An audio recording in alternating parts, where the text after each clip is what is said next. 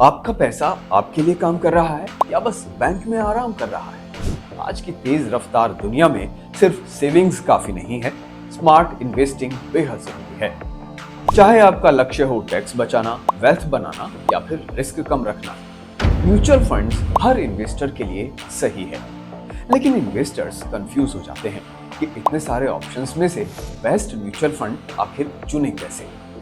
तो चलिए जानते हैं आसान भाषा में कि कौन कौन से म्यूचुअल फंड्स होते हैं, जैसे डेट, इक्विटी, ईएलएसएस और बाकी फंड्स, ताकि आप ले सकें इन्वेस्टमेंट का सही फैसला।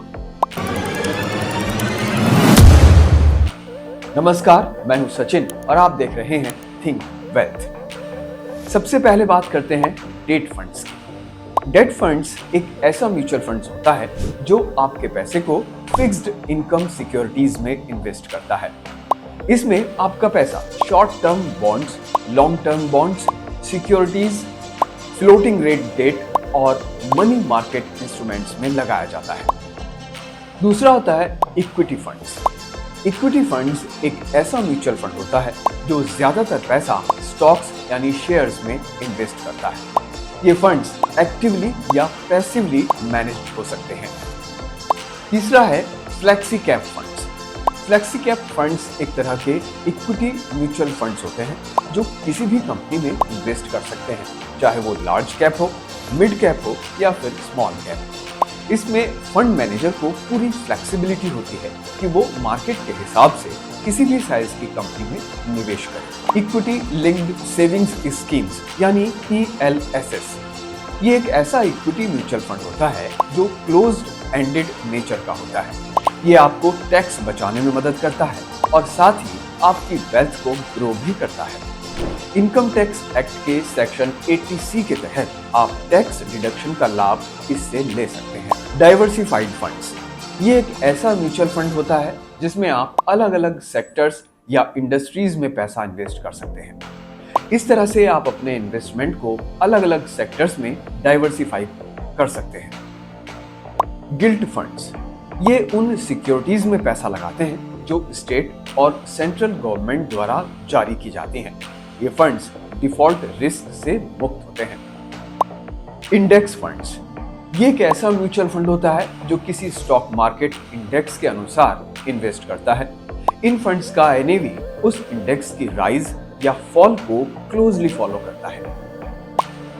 लिक्विड म्यूचुअल फंड्स, ये ऐसे इन्वेस्टमेंट प्लान्स होते हैं जो आपका पैसा मनी मार्केट इंस्ट्रूमेंट्स जैसे ट्रेजरी बिल्स, टर्म डिपॉजिट्स या सर्टिफिकेट ऑफ डिपॉजिट्स या कमर्शियल पेपर्स में लगाते हैं। इनकी मैच्योरिटी पीरियड बहुत कम होता है। डेट ओरिएंटेड हाइब्रिड फंड्स, इस कैटेगरी के म्यूचुअल फंड्स में आपका पैसा मुख्य रूप से डेट इंस्ट्रूमेंट्स में इन्वेस्ट किया जाता है और थोड़ा हिस्सा इक्विटी में भी इन्वेस्ट किया जाता है। ये एक तरह से डेट और इक्विटी का मिक्स होता है। आर्बिट्राज फंड्स, ये फंड्स को टैक्सेशन के मामले में इक्विटी प्लान्स की तरह ट्रीट किया जाता है।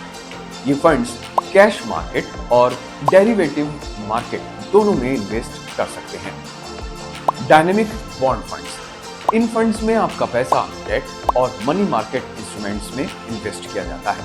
इनकी मैच्योरिटी इन्वेस्टमेंट्स के अनुसार बदलती रहती है।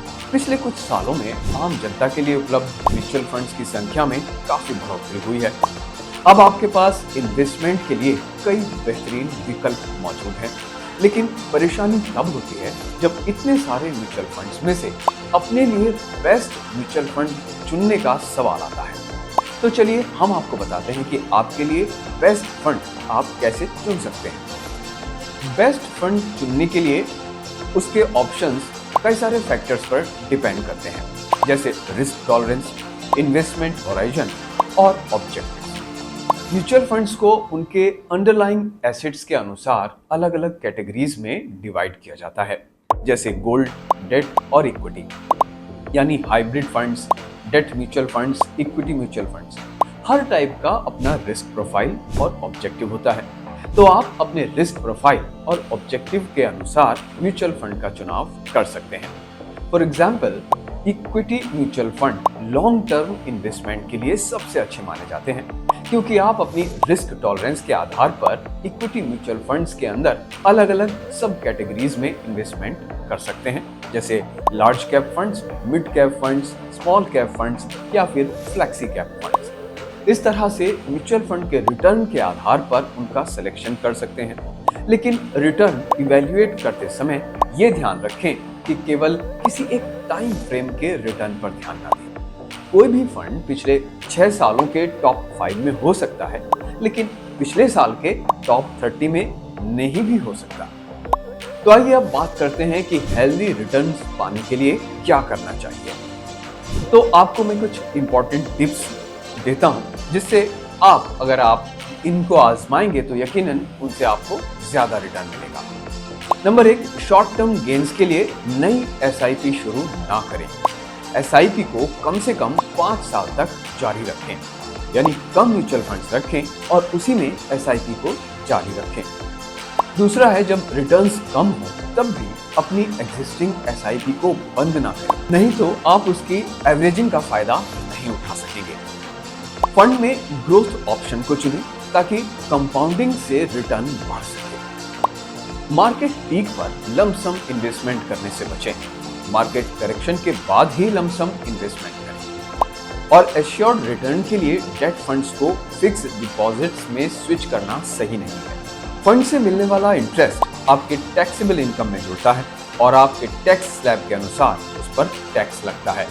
तो वहीं 3 साल या उससे ज्यादा वक्त के लिए होल्ड किए गए डेट फंड्स पर अच्छा टैक्स सेविंग बेनिफिट मिलता है। म्यूचुअल फंड्स आज के समय में इन्वेस्टिंग के लिए एक शानदार ऑप्शन है, खासकर उन इन्वेस्टर्स के लिए जो चाहते हैं लॉन्ग टर्म में बेहतर रिटर्न, स्मार्ट डाइवर्सिफिकेशन और मार्केट के अनुसार फ्लेक्सिबिलिटी। तो आप म्यूचुअल फंड्स में निवेश से पहले हमेशा अपने रिस्क एपेटाइट, इन्वेस्टमेंट गोल और इन्वेस्टमेंट होराइजन का ध्यान रखें। आपको वीडियो कैसा लगा नीचे कमेंट करके बताएं और इसे शेयर और सब्सक्राइब करना ना भूलें। स्मार्ट इन्वेस्टिंग से जुड़े और भी जानकारी के लिए हमारे साथ जुड़े रहिए। धन्यवाद।